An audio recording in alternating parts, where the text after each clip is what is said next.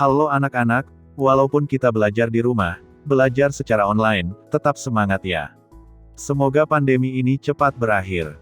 Jaga kesehatan selalu, patuhi protokol kesehatan, dan semoga kita selalu diberikan keselamatan. Anak-anak, pada hari ini kita akan belajar tema 2, subtema 3, pembelajaran 3, memelihara kesehatan organ pernapasan manusia.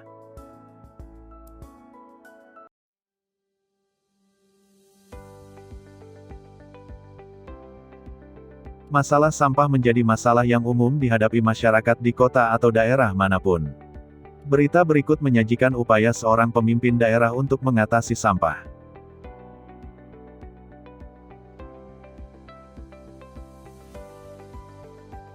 Kelurahan Babakan Pasar luncurkan gerakan pungut sampah. Agar masyarakatnya sadar dengan kebersihan lingkungan, terutama masalah sampah, Kelurahan Babakan Pasar mengajak warganya dalam gerakan pungut sampah GPS. Lurah Babakan Pasar Rokib Al-Hudri menyatakan, GPS ini merupakan program pemerintahan kota Pemkot Bogor pada tahun 2016. Program ini bertujuan agar kota Bogor terbebas dari sampah. Karena masalah sampah merupakan tanggung jawab seluruh masyarakat. Sampah ini bukan hanya tanggung jawab pihak kelurahan atau orang per orang, tapi tanggung jawab bersama kita semua, jelasnya.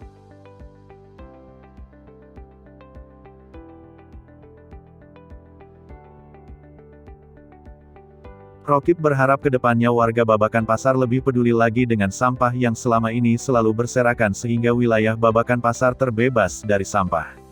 Kalau sampah ini sudah tertata dengan baik, selain indah dipandang, maka warga masyarakat pun akan terhindar dari penyakit, pungkasnya. Sampah yang menumpuk dapat mencemari lingkungan dan mengganggu kesehatan organ pernapasan. Tahukah kamu ada orang yang kegiatan sehari-harinya adalah mengumpulkan sampah yang dapat diolah kembali? Ya, betul, kita biasa menyebutnya pemulung.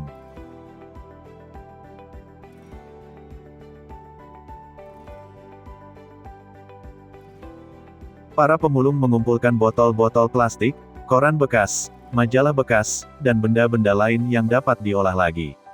Benda-benda itu disetorkan kepada orang-orang yang dapat mengolahnya menjadi benda-benda lain yang berguna. Berikut ini beberapa gambar benda hasil daur ulang. Nah anak-anak sekarang mari kita membaca bacaan berikut.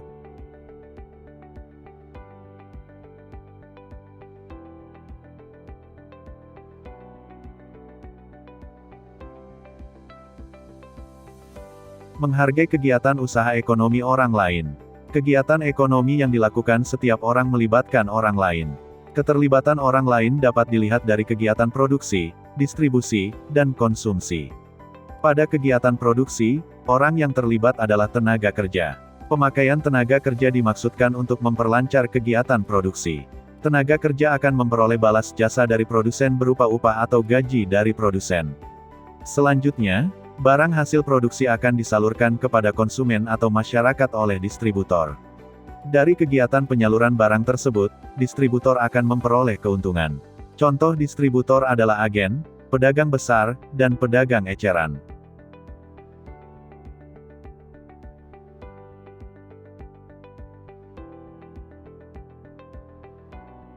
Konsumen adalah pihak yang mengonsumsi barang dan jasa untuk memenuhi kebutuhan hidupnya.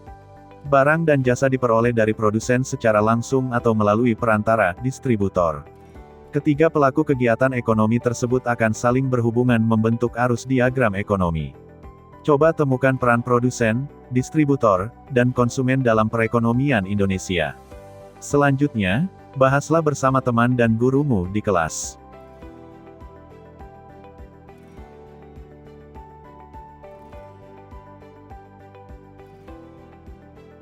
Setiap pelaku kegiatan ekonomi memiliki peran masing-masing yang saling menguntungkan.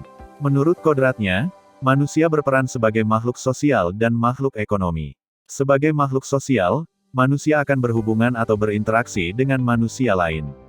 Sebagai makhluk ekonomi, manusia akan melakukan kegiatan ekonomi dalam upaya memenuhi kebutuhan hidupnya. Dalam kehidupan sehari-hari, baik sebagai makhluk sosial maupun makhluk ekonomi, manusia hendaknya memiliki etika moral. Dengan etika moral, manusia dapat menghargai setiap kegiatan ekonomi yang dilakukan oleh orang lain.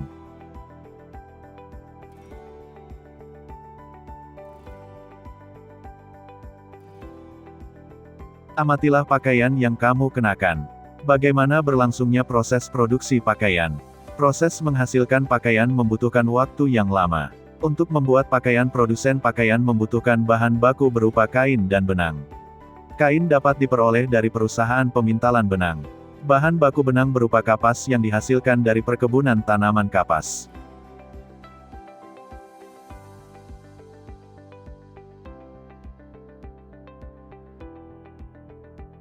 Untuk menjadi benang, kapas dipintal terlebih dahulu. Kemudian benang ditenun di pabrik tenun hingga menjadi kain. Selanjutnya, kain dapat dibuat pakaian oleh penjahit. Begitulah proses panjang produksi pakaian. Banyak pihak yang terlibat dalam proses produksi ini.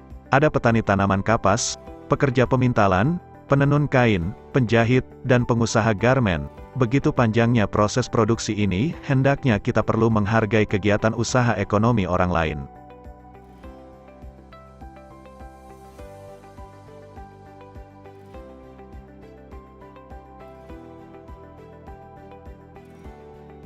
Nah anak-anak, sekarang setelah kalian belajar, sekarang saatnya mengerjakan tugas. Tugasnya adalah, apa akibatnya jika kita tidak menghargai kegiatan orang lain dalam usaha ekonomi? Selamat mengerjakan ya, sampai jumpa pada pembelajaran berikutnya.